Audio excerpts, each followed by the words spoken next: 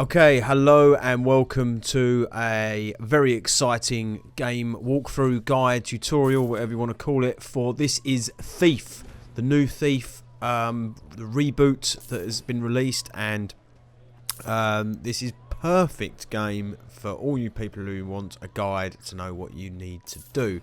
So this is the beginning level, the prologue, called the drop. This is basically a pretty straightforward mission, but it's one that gets you to grips with what you need to do and a few of the basic skills. And as you can see at the moment, wasting no time to pilfer the room of everything that might be of any value whatsoever. There's no real kind of bonus for making sure you steal everything on this in this room, I don't believe, but all the same, grabbing it and getting as much cash as possible is very helpful later in the game. So make sure you have a good old look around in this room, because as you can see, we've already got nearly 100 gold and we've not even out of the first room yet. So that 100 gold is going to buy you stuff later on in the game once you get into the later levels. And believe you me, it's better to have them than not. So once you've got in that room, this is another little skill to open up windows. You can see windows all around the towns and the levels you're in by the light that shines out from underneath them. If you can see that bit of light shining out, then you can give them a little bit of a wrench and climb through. This little part of the level here, once we go through the curtain, this shows birds in the cages. Birds in cages are very annoying. They are annoying in the extreme, because if you make noise around them, they alert guards, and they do class as detection. So if you're trying to play this game as a ghost, or at the very least just to the middle ground where you just don't want to be detected, then don't annoy the birds. It's very annoying. What he's doing now, this is another thing that comes up quite a lot, is feeling around the edge for a switch and then the pickpocket. This has all been shot on Xbox One, so the lovely control pad with the rumble in the triggers works lovely for that, and basically means that as you move the left stick round, you get a little rumble in your finger and you pull the trigger. So just in them few little items there, a few little sections there, you've got an indication of what's going to happen. Also, just in the safe, you just picked up a unique item. These are going to be very important for you as you're going around, because unique items are all stored in your home layer, and you can go and view them, a bit like Assassin's Creed, where you have your homestead and you can go and look at the spoils of your thievery at any point. Arrows, you have multiple types of arrows to use throughout the game. This is just one of them, the rope arrow. You will be using it quite a lot. They're pretty rare on the ground when walking around, so but you can buy them from traders, and they are very, very handy to have, because especially if you want to go for 100% completion for loot and the like, they can get you into areas that would not ordinarily be accessible if you didn't have it. So try and always have a stock of rope arrows. There's also water arrows, standard broadhead arrows, and a few others as well, which we'll introduce you to as we get further into the game. But they all have their uses, and it's always good to have a little bit of a stock up on them. They're not that expensive to buy when you're trading, so again, another reason to pick up all those little bits of loot that you think might not have much use. 3 or 4 gold, they will go towards arrows, so it's definitely worth picking up as much as you can. This character here, this is Erin. She basically is a big part of the story. This prologue mission that shows you what you're doing kind of gives you a little bit of an indicator to her of who she is and what she's about, and the story is pretty much finding out what has happened to her at the end of this mission. The little signal that just come up there, the light meter in the bottom left hand corner, this is super important. You are the master thief. When you are in the shadows and in the dark, you are all but invisible. Very, very, very, very handy. You can kind of move around in the shadows with not complete immunity to being discovered, but but you're very, very hard to detect in the dark. So when you go into rooms, if you see candles, if you see lights, if you see light switches, turn them off, and you are already massively more powerful than what you would be if the lights were on, and so on. So this little mission is basically trying to get you to guide around the dark areas, and here we're going to see you've got a big light gap to kind of get across, and it's sort of, you know, how do you do that without being spotted?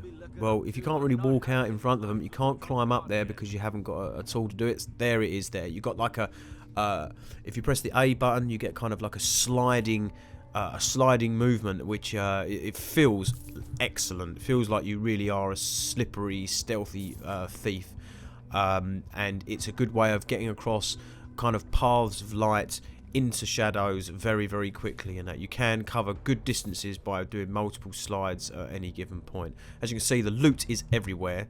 Pick it up, pick it up, pick it up. Throughout all of the guide, we're aiming to do to show where every bit of loot is on the level. This is not easy. This is not easy, and it might take some time. We will get there. Don't worry. We're already kind of got a bit of a backlog of footage that we've captured, which will be going up shortly, but we aim to help you as much as possible with it, as and when we find out, but it's not easy, so hopefully you will find these guides helpful. Right, to crouch, you push the left stick. Not really the hardest thing in the world to work out, but all the same. You can't climb up these as Erin's doing at the moment. You can't climb up them areas yet, but you will be able to from the first mission onwards. And this mission here is basically just kind of really going through the real basics of what you do. That was the first little kind of indication of the blackjack. The blackjack is your weapon, really. It's the way you fight. It's the way you get up close and personal. Whether it's by stealth takedowns or actual combat takedowns, you can do the both. Both of them are equally as impressive, and you will have a lot of fun with them. Cupboards, loot, give me the loot, give me the loot, give me the loot. Yeah, give me the loot, give me the loot. Here we go. Right, so yep. Sometimes you have either doors. Yeah, I think I might stay. Yeah, see, that's taking out the candles. It should be the first thing you do, really, when you get into a room. Take out the candles, dark, and then you can have a bit of a relaxation once you've got the dark. You can peer through keyholes, and also sometimes you get little sort of little pencil shafts of light coming through either the walls or windows, and you can peer through them as well. So keep an eye out for them because they can give you little indications of secret rooms. And the like. Also there, he just picks up a document. There's, I think it's 208 documents, I think it was, that I read in the entire game. We're going to try and show you how to find all of them as well. Hopefully we can find all of them. We've already got quite a few, but who knows? Who knows where they may be in some of the later levels. But yeah, we aim to have all of them.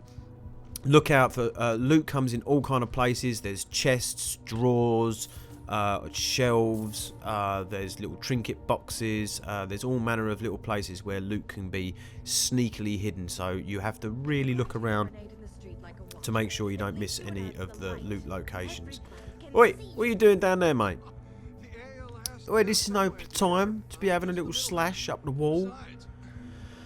Dearie me, people just have no respect for public places anymore. It's just terrible. All I am is just a common thief trying to do my thieving work, and people are just peeing up the walls. Right, okay, this is the final room before the end of the mission. Vases like so can be broken. They can be broken with arrows, and they make noise. So watch out for any. You can pick up bottles, and you can throw bottles. So Any noise can create a distraction for guards. Also be aware of broken glass on the floor. That can really give your position away as well.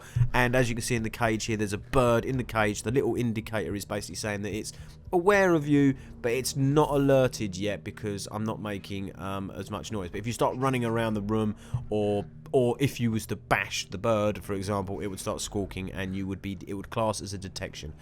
Right, so now we move on to the next area. This is where we kind of get a little bit more training in the art of dealing with guards. So, biggest tip for this game, without a doubt, is shadows. Shadows and dark. Dark is your friend. Friend is the shadows. If you stay in the shadows and stay in the dark, you will be anonymous. You will be a ghost. To ghost this game, it will be incredibly difficult. But if you're going to have a go for it, then the only thing I can suggest is just keep in the shadows, and they will never know you there. So it's all handy. If you don't want to be quite as ghostly and you want to do a bit of stealth, you can pickpocket, and you can also where's he going? You can use your blackjack to do stealth takedowns as well. So that's been kind of my preferred play mode, is try to go for undetected, but if it comes to it and there's a person who needs to be taken down, I will take him down, because, you know, I can't. It's bad enough trying to find the loot, let alone remain completely and utterly stealthily while not hitting anyone ever. I mean, it would just be insane. Be looking forward to people who do that, to watch their playthroughs, because it'll be quite insane. Right, this is an example of the water arrow. So all kinds of flames can be extinguished. Flames are bad. They give light. When they're out, you're dark.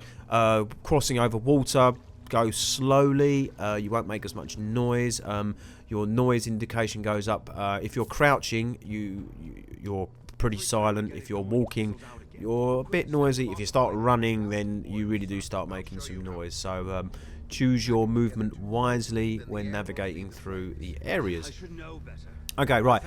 This is a little introduction into Erin has got a bit of a nasty streak here, and she just kills that dude. But this is like to train you up on the takedown. So this guy, you know, he's wondering where his mate's gone.